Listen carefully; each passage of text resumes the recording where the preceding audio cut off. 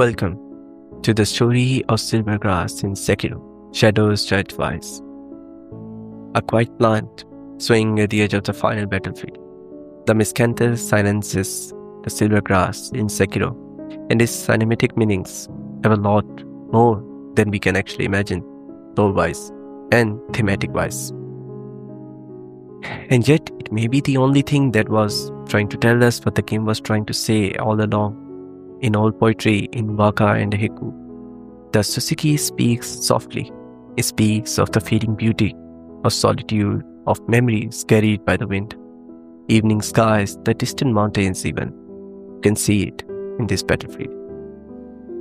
The ache of walking forward without knowing where the road ends is not flashy, not heroic. It's gentle, emotional, and it's human.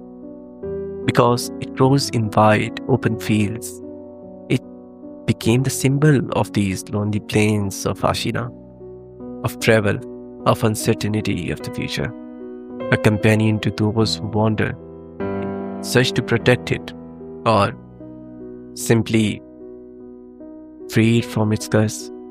But Silvergrass is more than the atmosphere. In folk believe it's protective, purifying. It drives away the harmful spirits, repels the misfortunes even, and invites blessings.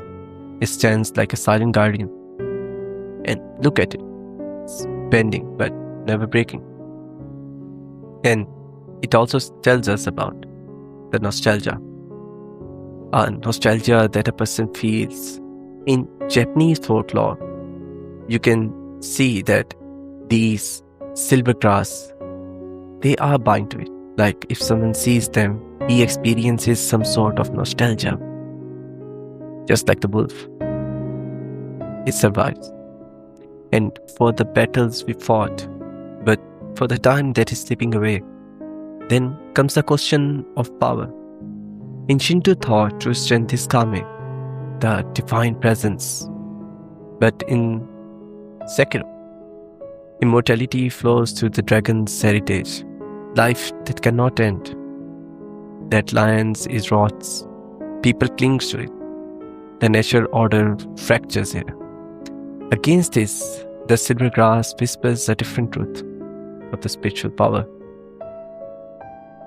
Life that cannot end, suffering that cannot rest. The wind moves on, the evening fades, even mountains erode to live. It is also a spiritual ground.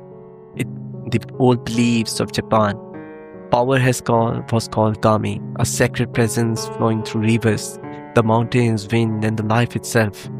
Kami is not something that you see.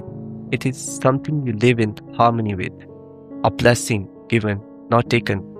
Yet in Sekiro, the greatest power in the land is different, the dragon's heritage. An immortality that halts death, but also halts the natural order. See, every rejection leaves a shadow, and the shadow spreads, it too spreads, dragon rot. The sickening proof that life, when forced to remain, begins to decay. People are weakening, carve fate, not because wolf is evil or something, but because eternity was never meant for men. And with each death, the wolf faces, he doesn't just rise up for his own cause because he's selfish. No. He's here to make something right, that is morally right, that the Silvergrass told us from the start, of how the spirituality drives away the evils that are within you, how to purify yourself with his white color. The gift of the divine here becomes the burden. The Silvergrass continues to sway either way.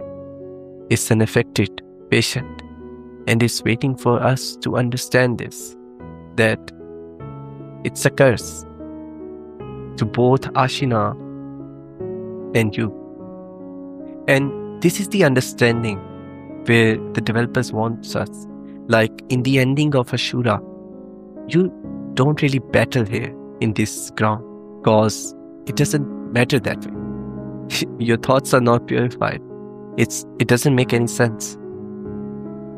You see, Sekiro is bound by a cord of iron. So he should accept is impermanence. To live is to accept it. And maybe that is why the last battle happens here. Not in a throne room, nor in glory like the Shura ending, you can say, but in a sea of swaying memories. Yes, nostalgia. Because Sekiro was never only about victories, it was about becoming. Each death is a lesson.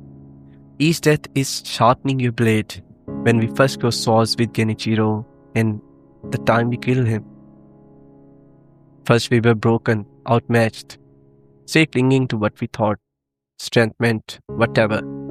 But the wind kept moving, and so did we. By the time we returned to this field, the wolf who stands here is not the same one who fell before. Not because he could not die, but because he did a lot of time. Again and again. The silver grass remembers both the warrior, the past, and what we have become. So this is not merely a duel. It is a farewell to who we were, letting grief drift away like seas in the wind. And Isshin here is not something of the future, but it represents the past of this silver grass. Like it's the ending to that glorious past. And he's here to give all, to show us the glory of what Ashina was and what he was. And to be honest, like, even if you can see in this battle, like, unlike others, Isshin is different. He loves to fight. He's bound by a code of honor just like us. But we dance. We dance beautifully, and it was a battle marvelously fought. And that comes us to the trick or defeat of the demons, the lonely plains that we traveled of uncertainty. Of all the travels that you as Sekiro did, it came up to this last resorting point where we have to fight Isshin, but as a demon. But the thing is that Isshin is not by nature evil. He is here to show us something. And the silver grass is representing it, the autumn of the spring. The things are going to fade away, and it already has. But this final duel shows us how beautiful everything can be. And it started here, so it should end here. From hopelessness to every blow that we dealt to Isshin. But in this fight, you should say that it's full of emotions. It's poetry, it's dance. It's just like the moon and the swords that are clashing. Different perspectives. No one is wrong. It's just they have different opinions and different perspectives of life. One is acceptance and one is struggling for it. They don't want it to end. But unlike others, Isshin, when defeated, he accepts his defeat. He praises us. He dies like a warrior just like he lived. And that is the travel that we were talking about. Of the uncertain roads that are led to it, that you hear. The silver grass is more than an atmosphere. It is the spiritual journey of Sekiro from a hopeless guy who was ditched in a well to someone who actually understood that what is morally correct and what is not. Someone who learned from his mistakes. Someone who kept pushing forward. And that's what makes us humans in the end. We should always move forward. We should follow what is desired, not by the evil, but what is morally right. And you can see this here in these final scenes that the silver grass is still, it's peaceful. It's the acceptance of impermanence to other man, to his own understandings. The acceptance of wolf is not selfish. He is morally correct. He is in peace with himself. And that is the purification of the soul that we were doing here. And one more thing that you can see here in this battlefield. There is sun. There is light finally. And to be honest, you can never see the sun in this battlefield because there never was, because the conditions were not there. You see that in Japanese folklore or storytelling, the sun represents a new beginning, a new era, a rightful throne, honor, or legitimacy to someone. It's quite cinematic for the final view of this video. We can actually see it. Something is happening. A new era is beginning. We have done it. And we must move on, because sun rises. With each moon, a new sun rises.